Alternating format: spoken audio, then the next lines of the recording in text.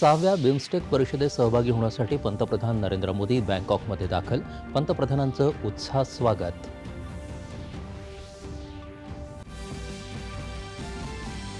भारत आणि थायलंड दरम्यान प्रतिनिधिमंडळ स्तरावर चर्चा. 6 करारांवर झाल्या स्वाक्षऱ्या.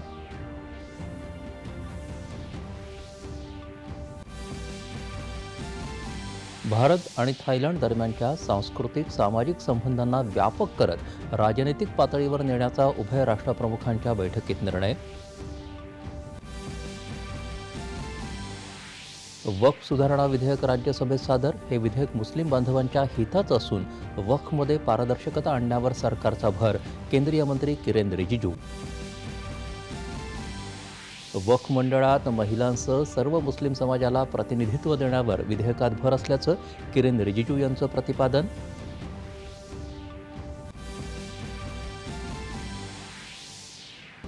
संपवाच्या काळात विधेयकातल्या सुधारणा चुकीच्या, तर भाजपानं त्यावेळी पाठिंबा का दिला होता? राज्यसभेतल्या वक्फवरील चर्चेत काँग्रेस खासदार सय्यद हुसेन यांचा आरोप.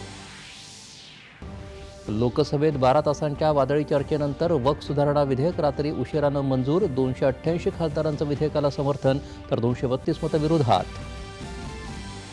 मणिपूरमध्ये राष्ट्रपती राजवट लागू करण्याच्या घटनात्मक प्रस्तावाला लोकसभेची मंजुरी. मणिपूरमध्ये शांतता प्रस्थापित करण्याला सरकारचं प्राधान्य. केंद्रीय गृहमंत्र्यांची ग्वाही.